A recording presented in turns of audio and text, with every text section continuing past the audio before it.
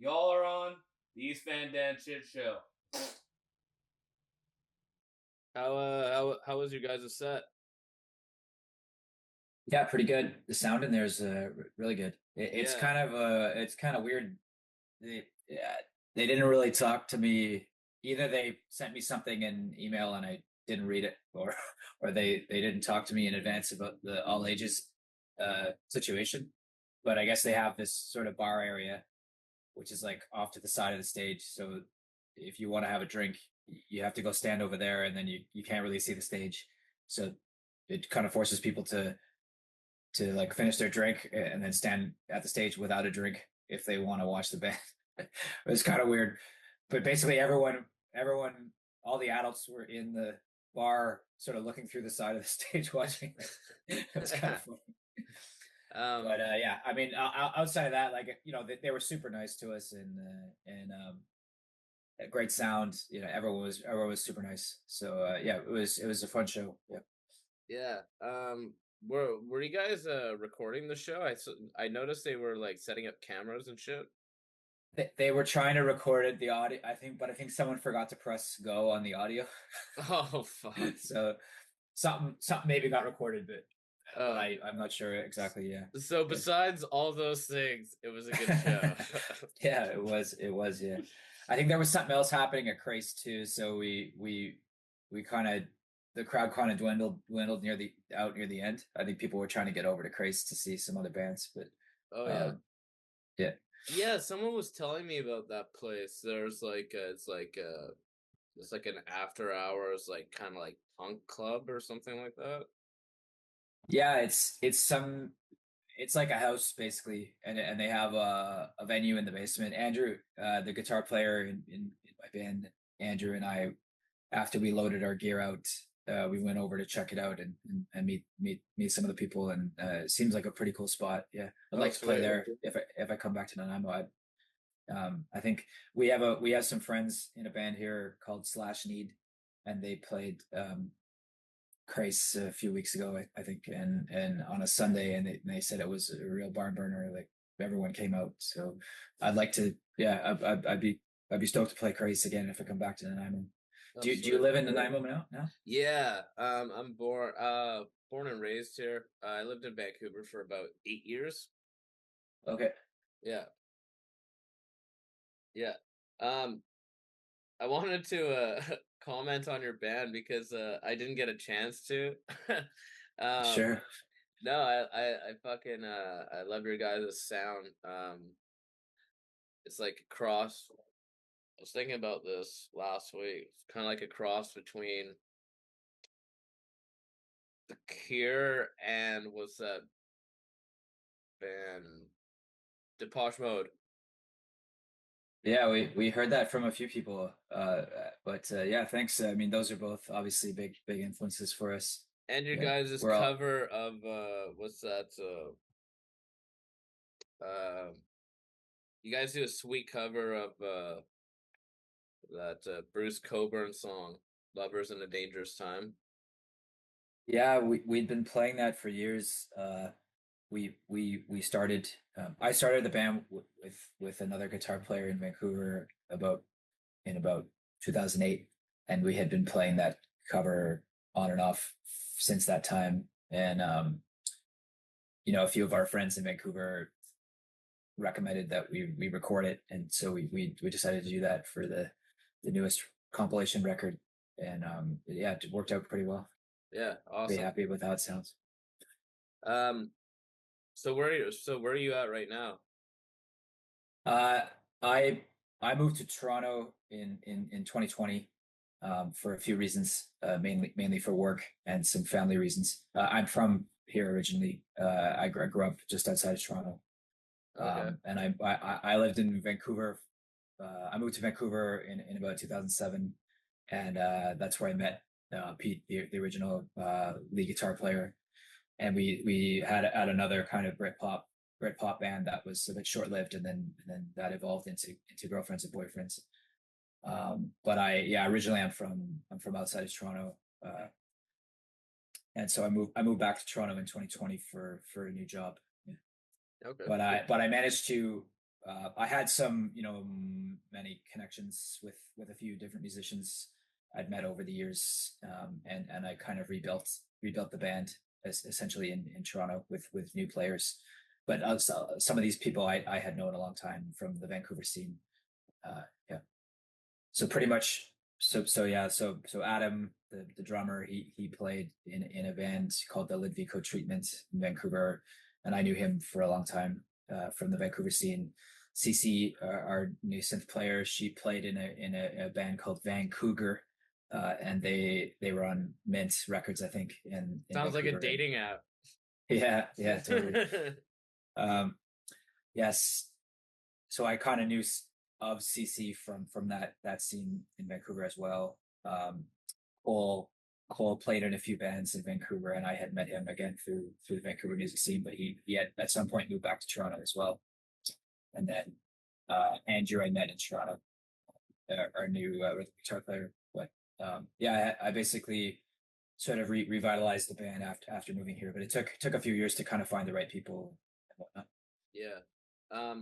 So like when did you fall in love with music? Like how did that happen when you were a kid? uh, I mean, I can't really speak for the other band members, but for me personally, it's music has always been a big part of my life. My parents, my parents actually had a pretty eclectic record collection. I'm a bit older, so my parents were kind of in the hippie and then in the disco scene, so they had some kind of a lot of disco records.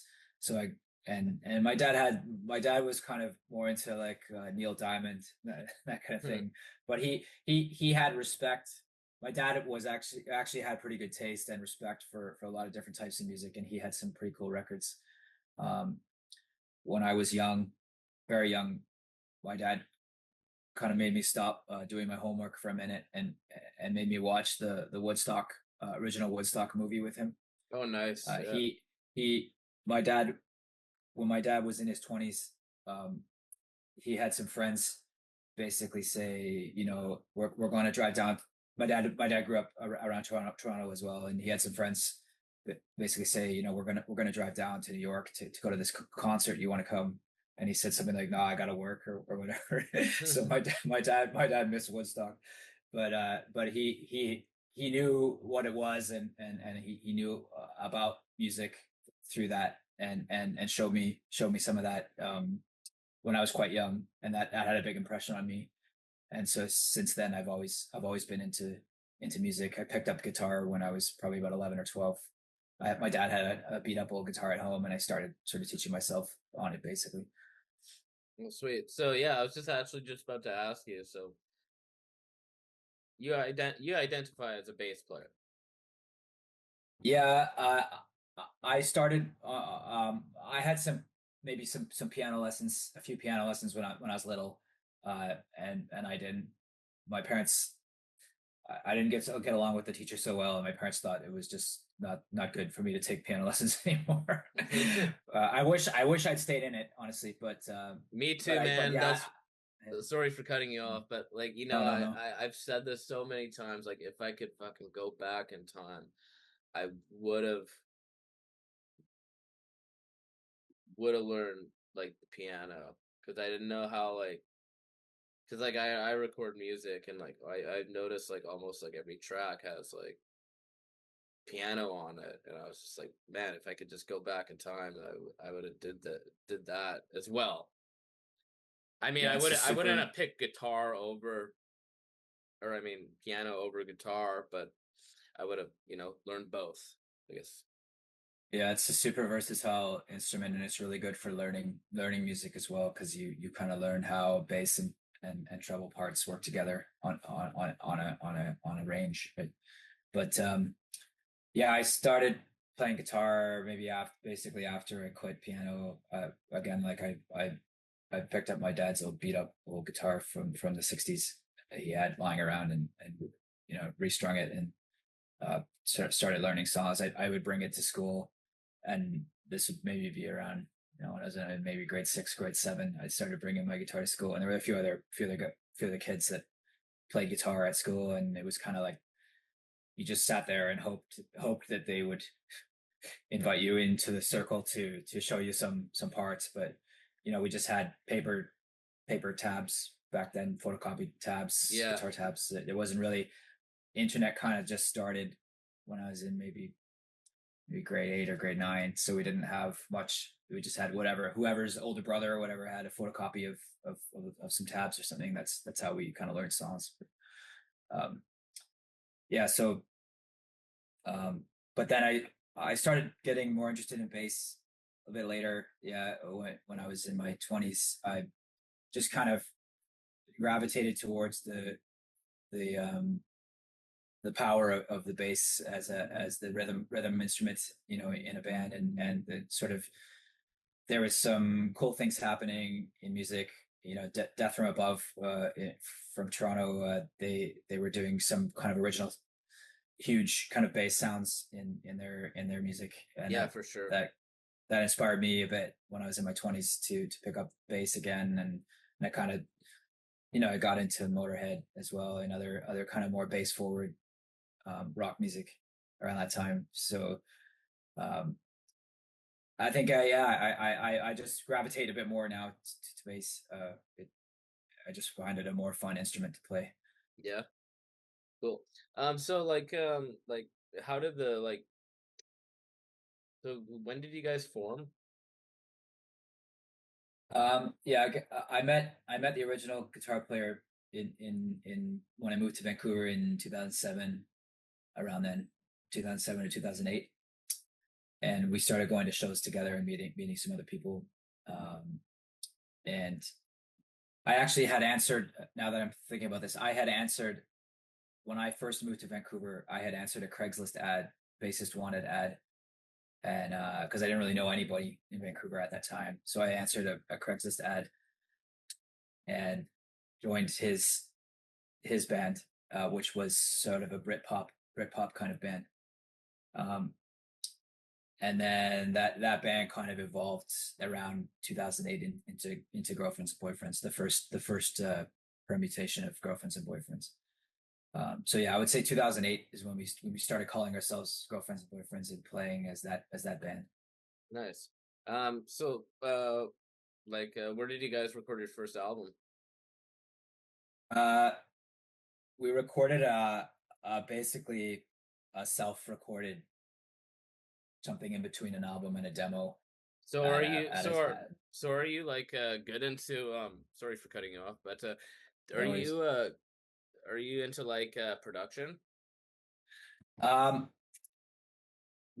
me personally, I like the idea of production, but I think there are people better at it than me, and I'm now at the stage I'm at. I would rather trust somebody who's better at it than me to record my records Me than to too. for me to try to do it myself. I think if I had more time, like I sort of have a day job as well outside of music, and I think if I had more time, I would I would probably want to get in more into production. I'm interested in it. I find it technically very fascinating, and I've worked with some very talented producers, and I kind of observe the way that they work, and I find that very interesting. But I think there are people that have mastered that over their lives and are just going to be better at it than me.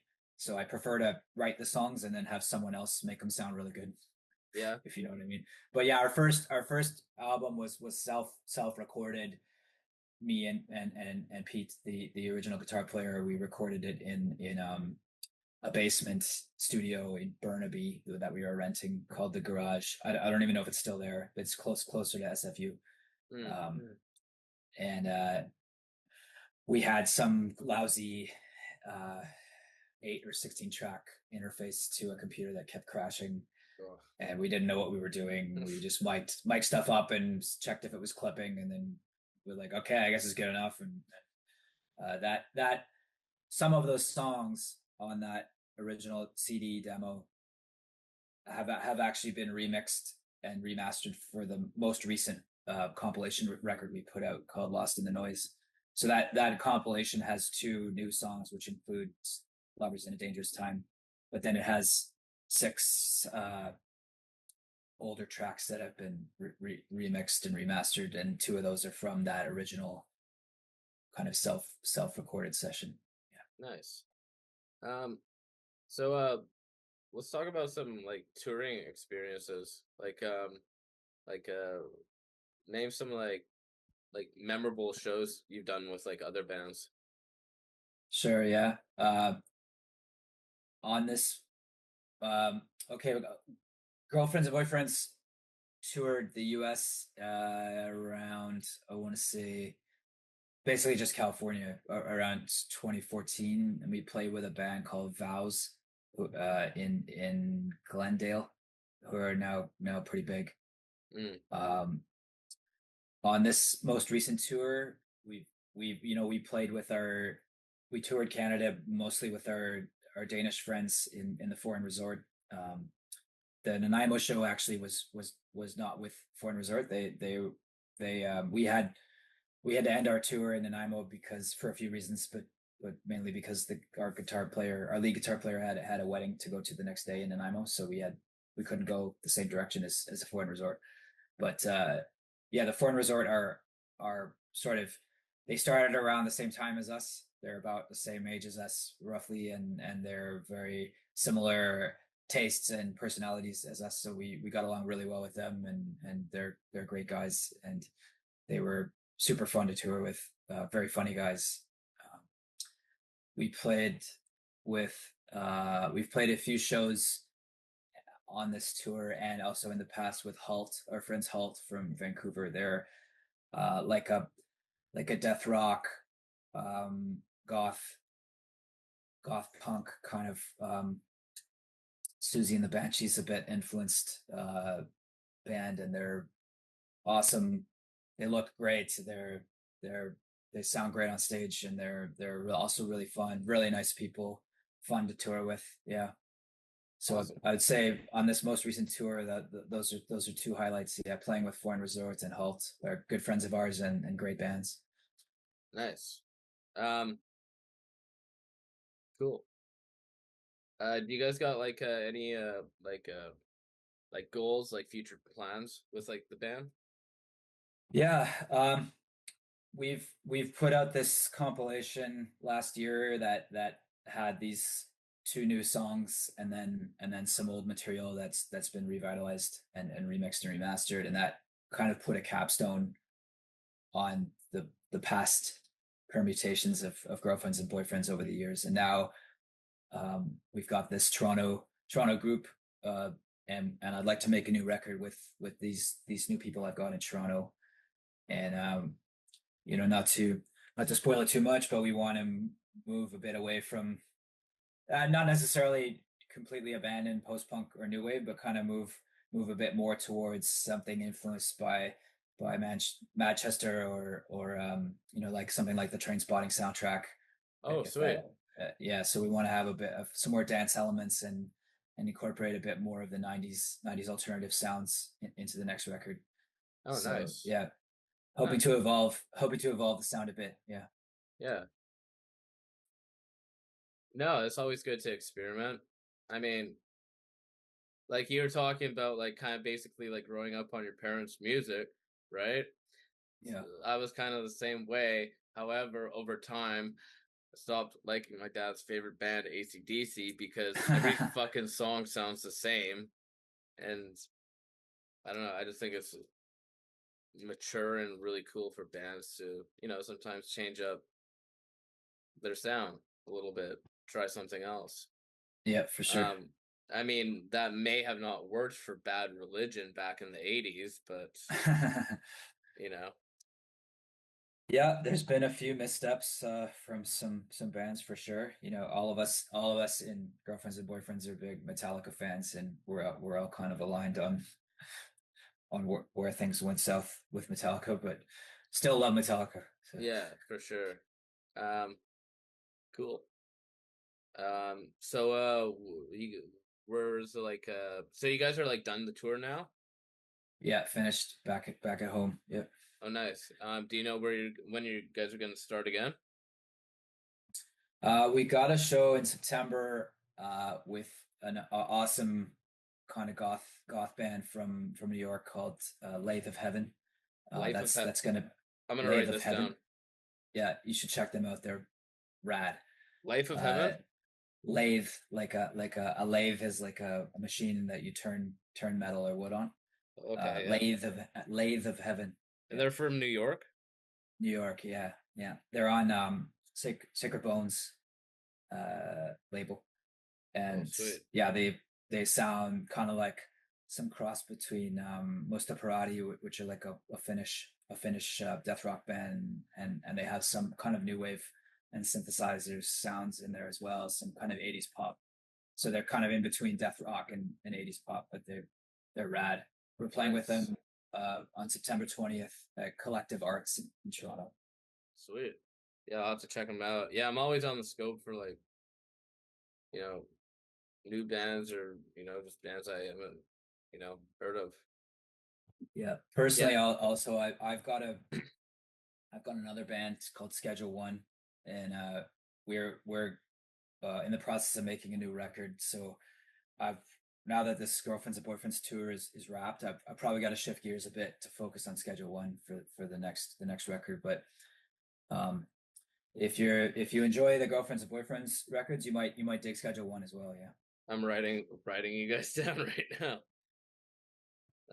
Yeah, it's a bit different. It's definitely more hardcore punk influenced. Oh, really? I'm the lead singer. I'm the singer in Schedule One, and that band, uh, had a different history and evolution, but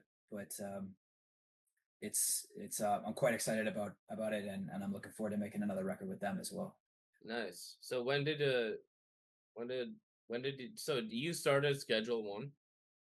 Actually, it was mainly a couple of other guys. So Rob, the guitar player in Schedule One, I formed it with our first drummer named Mitch, and they were trying to make a band that has sort of fused oi and post punk, kind of like Blitz, Second Empire Justice era kind of Blitz. They Oh, wanted sweet. that sound, but they wanted a more new wave kind of voice as a singer rather than something a bit more screamy or hardcore sounding. So um, they talked to me about that. I had met them, at some shows in Vancouver before the band was formed, and they thought to give me a try. I'm grateful they did, and it's been working out. But Schedule One has toured Europe a few times, and we've had some good success with our last couple records, and so now we're working on a new record. But yeah, I mean, that band definitely has more of a hardcore and punk influence and background, and it's been kind of a work in progress to find that fit between my voice and their sort of punk ethos. But it's worked out quite well. Yeah, we're all pretty happy with the way that the band has gone so far. Yeah. Nice. Yeah, I'm gonna have to check out these bands. Um, cool. So what I like to do is I do this sometimes, not all the time, but I usually leave the show off with like a series of like questions, kind of like almost like a Q&A sort of. Sure. Okay. So if you could be in any band, not including your own current bands, what band would you be in? Uh, I I've always really liked this band from Vancouver called Spectres, and they're good friends of mine.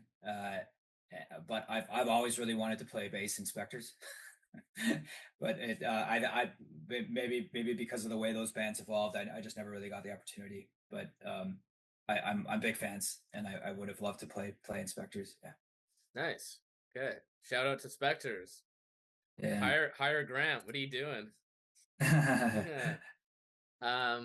Okay. Uh, let's see. Okay. Name a band that annoys you. Boy. Uh, There's probably quite a few. Yeah, I try to respect as much as I can, people trying to make art and put it out there, But I would say, um, I find it difficult to listen to bands Cardi like B. Imagine Just Dragons. Imagine Dragons, I find, for example, to be a bit difficult to listen to, or I don't even know if they're around anymore. Are Imagine Dragons still around? I There's some, I know of the name. I can't name a song I've ever listened to though. yeah, So yeah. That's just off the top of my head. That's what I can think about. Yeah. yeah. Okay. Uh, what was your first? Can you remember your first concert? I think so. Yeah, there was a Canadian uh vocal group, like a doo-wop, or like a vocal group called the Nylons, that were big in the 80s. When I was a little kid, my dad took me to see the Nylons at the what is now the Budweiser stage at Ontario Place, but at that time, that might have even been before the Molson Amphitheater. There was a stage at what we call Ontario Place in Toronto, which is like a public park, an outdoor stage, and my dad took me to see this vocal group in the 80s called the Nylons. And I think probably I was at an age where I would have been sitting on his shoulders, kind of pretty young. Sweet. Um, yeah, my first concert was the Black Crows. I was 13. Oh well, It was Queen Elizabeth Theater in Vancouver. nice. Yeah, Smoke, that's a good venue. yeah, it's a great venue. Smoked my first joint there. Yeah. Awesome, Grant. Well, I'm gonna have to check out all these bands, including yours. Schedule one. Want to give a shout out to anyone? I just really like to thank again, my bandmates for being awesome during our tour. Everyone worked hard and was prepared and accommodating of the tour, and also the foreign resorts and Halt, all the bookers that helped us out on this latest tour. We got really good support basically in every town we played. The supporting bands were all very helpful.